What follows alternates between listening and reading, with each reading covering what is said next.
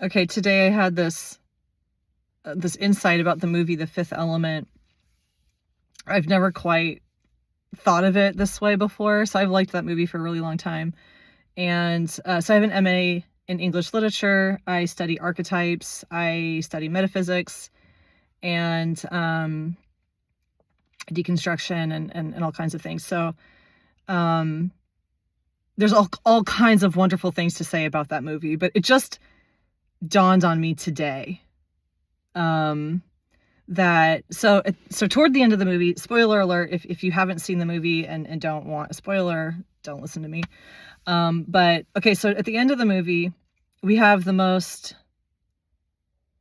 beautiful, perfect, genetically flawless woman in the world who's just kicked ass across the galaxy and stopped at nothing to save humanity, right? And there's this moment toward the end where all the man has to do at this point is admit he loves her. And he hesitates. And he can barely get the words out as she's begging him, please tell me you love me. And it has never dawned on me until today just how existentially absurd that really is. I just sat there like, yeah, even under those conditions, that man hesitates. He's willing to risk the destruction of the entire human race because he's not sure if he wants to admit the truth. And I've spent roughly 4 decades, if we don't count my early formative years, childhood years,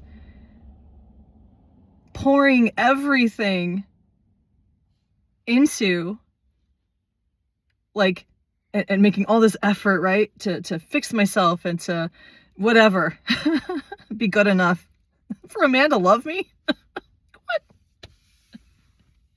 I don't have her resume. I am not genetically flawless. And even she, even under those conditions, it was that hard. So it brought some really, it brought some welcome perspective into my life. And I think there's a lot of people I think who could appreciate yeah, even the most perfect person on the planet, this is still a struggle. So, and at the end of the day, again, there's so many things I could say about that scene, that movie, and what it represents and all kinds of stuff that I actually think is really worth talking about right now as we're facing so many looming world events, including a bunch of people anticipating World War III and someone actively trying to create it. We really are at a time in history where this sort of mutual recognition between men and women is more important than it's ever been. And the conversation is getting really loud too. So I think it's worth mentioning all of this. But then there is a certain amount of truth to the idea of males and females and that sort of connection, right? And the transformative power of it, even very literally in terms of stopping destructive events from occurring, because the magnitude of that recognition of love is so vastly more powerful than the momentum of destruction. It is creative. It is constructive. But what the point I want to make is that really what that scene is about, one layer of what that scene is about is that we all have those two archetypes within us. One of, two of many archetypes, but we have that feminine archetype, which relative to our whole expression of self is perfect for us. Nothing outside of us that we see could be more perfect than what already exists within us in that feminine embodiment of energy.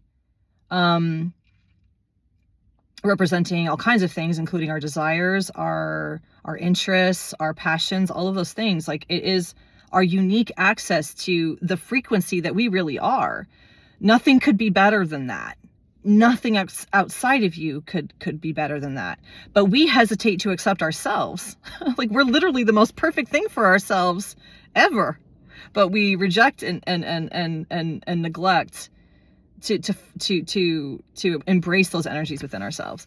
And society works very hard to perpetuate that internal division, so that we rely on external validation and maintain the system that we have in place now. And that until you can accept yourself in that way, it doesn't make sense to chase external validation, because even under those conditions, even under the perfect, most epic conditions, he still hesitated, and she still had to beg him to make it happen. Like, it's just, I don't know. I think the perspective that offered me was like, yeah, absolutely not worth it. It's not worth the energy. Not going to happen that way.